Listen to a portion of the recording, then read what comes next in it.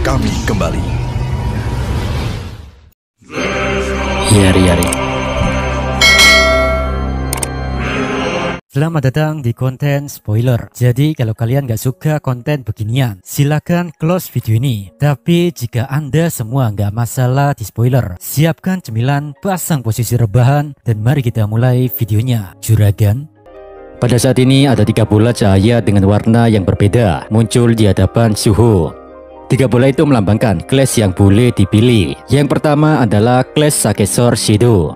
Jika MC kita memilih kelas ini, maka sistem akan memandunya menjadi penerus Shadow Monarch berikutnya. Kelas kedua, Soul Striker. Jika MC kita memilih kelas ini, maka Suho akan dibimbing menjadi dirinya versi Kang Pukul atau dirinya di masa lalu. Namun masalahnya, stats di masa lalu tidak akan dipulihkan, jadi ya ngulang dari awal lagi bre. Ditambah juga, skill Shadow-nya akan dihapus. Lalu kelas yang ketiga adalah kelas yang paling direkomendasikan oleh sistem. Karena menurut sistem sendiri, kepribadian player cocok dengan kelas ini.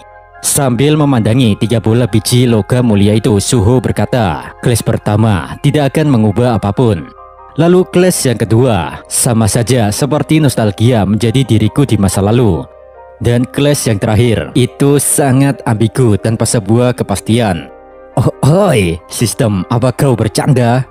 Kau telah membuatku tewas ratusan kali dengan cara mengerikan dan menyakitkan. Dan pada ujungnya, kau hanya memberikanku 1 hadiah saja. Sungguh, ini tak sepadan dengan jerih payahku. Aku tak peduli lagi dengan pilihan yang kau berikan. Berikan semua kelas ini padaku. Suho mengulurkan tangannya dan mengambil 3 kelas tersebut, sehingga ketiga bola cahaya ini menyatu menjadi satu ke dalam diri Suho. Dan dalam sekejap tubuh MC kita menjadi bercahaya kayak malaikat. Pesan dari sistem pun muncul. Perubahan kelas telah selesai. Kelas Anda adalah... Menyisakan segala pertanyaan untuk penonton, sang autor membuat kita penasaran apa kelas Suho sebenarnya. Lalu kemudian panel berpindah. Di Shadow Dungeon, terlihat Beru masih terus menangis tanpa henti. Melihat itu, Esil pun mendekatinya dan berusaha menenangkan Beru. Sambil melihat Tuan Kadal, Esil berkata, "Oi, ini sudah 3 minggu loh, tapi belum juga ada kabar dari beliau." Lantas Beru pun juga bertanya pada si Kadal, "Reptil, Monarch muda pasti aman kan?" Sementara itu, Grey di situ tetap menatap bawah dan meneteskan air mata penuh kecemasan. Di sisi yang lain juga, entah mengapa Amut mulai khawatir. Dia berkata, gimana ya? Aku tak menyangka jika sampai selama ini. Apakah ada sesuatu yang buruk menimpanya? Namun selang beberapa saat, tangisan Grey tiba-tiba berhenti. Dia merasakan sesuatu yang sedang mendekat. Dan sesuai insting Grey, sebuah portal gate muncul. Dari dalam gate itu, keluarlah sang Monarch muda menyapa rekan-rekannya. Tampaknya kalian baik-baik saja ya, lama tidak bertemu. Spontan kehadiran sosok yang mereka tunggu ini membuat tangisan pilu berubah seketika menjadi seruan teriakan bahagia. Monarch muda. Di lain cerita, di sebuah gedung kantornya Yojinho, di sana terlihat ketua Jincul yang datang menemuinya. Jinho berkata, "Ketua, apa masih belum ada kabar tentang Suho kah?" Jincul menjawab, "Gomenasai, Jinho-san. Sampai saat ini, Asosiasi Hunter belum menemukan sebuah petunjuk apapun. Ditambah lagi, suasana di sekitar Asosiasi Hunter belakangan ini sedang tidak baik. Anggapan bahwa Suho adalah orang yang telah menghabisi Lee Min-chung semakin menguat." Mendengar penuturan itu, temperamen Jinho melonjak. Dengan nada emosi, dia berkata, "Suho kita tidak mungkin melakukan hal keji seperti itu." Jincul membalas, "Aku juga sependapat denganmu. Mungkin ini semua masih berkaitan dengan utusan Itarim yang kau sebut itu." Merasa frustasi, Jinho berkata, "Di dunia sebelumnya, aku tidak bisa melakukan apapun untuk Jinwo-san. Dan di kesempatan kedua ini, aku tak akan membiarkan Suho bertarung sendirian seperti papanya." Sontak saat mendengar ucapan Jinho tersebut, Ketua Jincul merasa terpukul dengan ketidakbejusannya. Di tengah percakapan, tiba-tiba HP Asia Hidayahnya Jincul berbunyi, yang dimana itu adalah notifikasi darurat yang menandakan terjadinya dungeon break pada suatu kota di negaranya. Jincul yang kesal bergumam, "Sial, lagi-lagi dungeon break ya." Panel kemudian berpindah di lokasi terjadinya dungeon break. Terlihat di tengah kota, banyak bangunan yang telah dirusak dan dihancurkan oleh para monster kadal. Menanggapi kekacauan ini, para hunter yang sudah bersiaga berniat menghentikan amukan kadal-kadal busuk ini. Namun, karena kekuatan di antara mereka sangat jauh, para hunter keroco ini hanya menjadi mainan dan buang-buang nyawa saja. Di saat situasi semakin chaos, dari mulut para hunter itu keluarlah kata-kata mutiara penuh hikmah. Mereka berkata, "Sialan, kenapa bisa di tengah kota terjadi dungeon break skala besar? Sebenarnya, apa yang dilakukan guildnya Choi Jong-in sih? Seharusnya merekalah yang bertanggung jawab di area ini." Di tengah keributan antar para hunter itu, tanpa siapapun yang menyadari, ternyata Hunter Park Do-jin atau TL sedang ada di atas bangunan. Ngapain bang dia di sana? Ya tentu saja main layangan bre. Dan sekedar ngasih tahu, kekacauan tersebut adalah ulah alien ini. TL berkata, "Membosankan sekali. Aku harus memiliki beberapa pencapaian asli agar bisa tergabung dalam inti asosiasi hunter. Maka dari itu, kekacauan ini harus kuperbesar agar saat aku berhasil membereskannya, diriku akan dibicarakan di mana-mana." Manusia memang makhluk yang aneh. Mereka hanya mengingat orang-orang yang populer, bukan hunter yang datang pertama demi menyelamatkan banyak nyawa orang lain. Di tengah keputusasaan hunter keroco, datanglah seorang penyelamat yang langsung menebas salah satu monster dan serangannya berhasil merobek mulut targetnya. Hunter itu bernama Wang Jae-young, rank B. Dia berkata, "Minasan, tetaplah di belakangku." Kedatangan Wang ini membuat hunter keroco bangkit dari keputusasaan, sehingga perasaan lega dan semangat pun mulai tumbuh. Tentunya kemunculan hunter itu tak mendapatkan respon baik dari TL. Dia tak terima, karena baginya ini adalah panggung yang dia buat untuk membuatnya viral. Dengan perasaan kesal itu, TL mulai mengaktifkan skillnya untuk memperkuat para monster. TL berkata, "Cih, seorang pengganggu datang. Apapun caranya, dia harus kusingkirkan dari panggung milikku, karena panggung ini dibuat untuk memberikan semua sorotan media hanya padaku." Seketika itu juga, para monster merasakan kekuatan mereka meningkat. Terlebih lagi, monster yang tadinya baru ditebas oleh Wang, luka di mulutnya juga sembuh saat itu juga. Dan tanpa mikir lagi, kadal tersebut mengibaskan ekornya ke arah Wang. Dalam sekejap, tubuh hunter rank B itu terhempas sangat jauh dan menabrak dinding salah satu gedung. Tentunya, serangan dahsyat itu langsung membuat Wang tak sadarkan diri. Ironisnya, agresi dari kadal-kadal ini tampaknya belum puas. Beberapa dari mereka mulai mendekati tubuh Wang yang terkapar tak berdaya. Lalu, darah keluar. Para monster menggebuki tubuh Wang sampai hancur tak tersisa.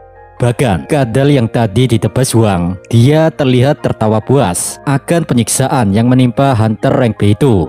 Di sisi yang lain, para hunter keroco yang melihat nasib penyelamatnya, kini mereka kembali ke dalam keputusasaan. Dengan badan gemetaran, salah satu dari mereka berkata, "Sial, apakah ini akhirnya?" Secara tak sengaja, Jin Ho-san menyewaku untuk menemani sepupunya di luar gate. Uang itu pun lalu kugunakan untuk mengobati kakiku yang pincang, dan sisanya kubelikan sebuah senjata. Kupikir dengan kembali menjadi hunter, aku bisa mendapatkan nafkah.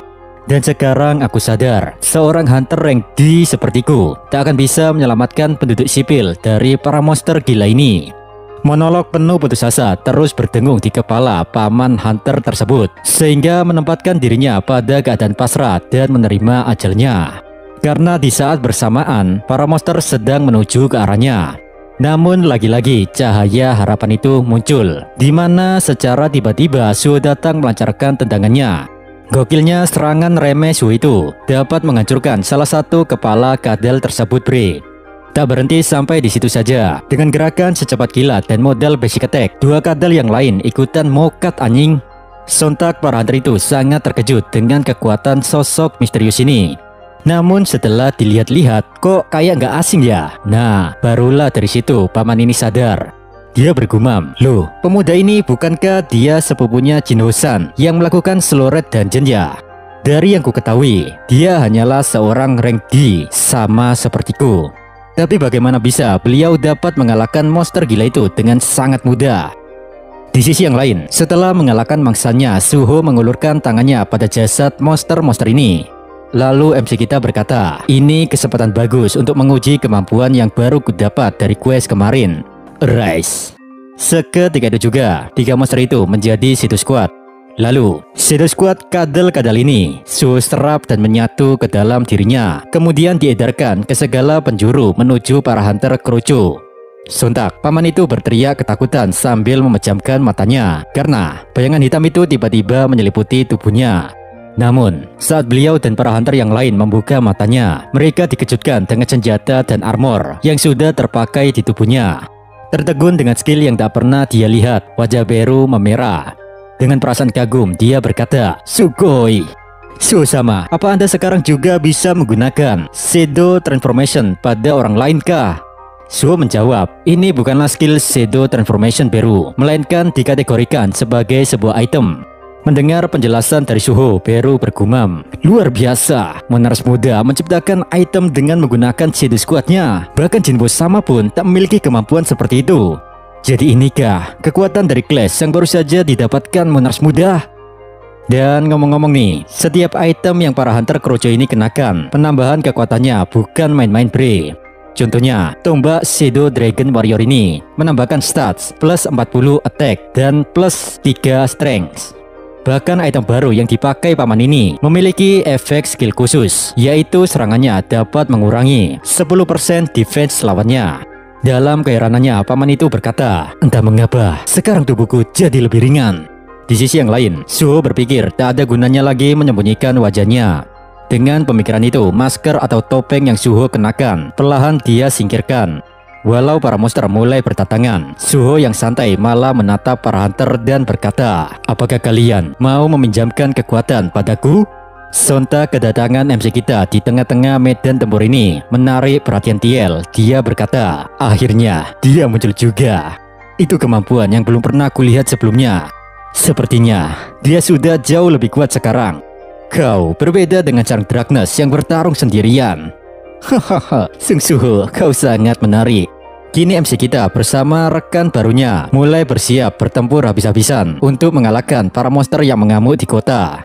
Bahkan dari sorotan mata Sung Suho sendiri, dia yakin kekuatan barunya itu dapat menerangi dunia yang ayahnya titipkan padanya. Oh iya bre, ini status window Suho, dimana dia sekarang memiliki class Irregular Wedge Shadow dan berlevel 42. Beliau juga mendapatkan skill baru yang bernama Shadow Creation.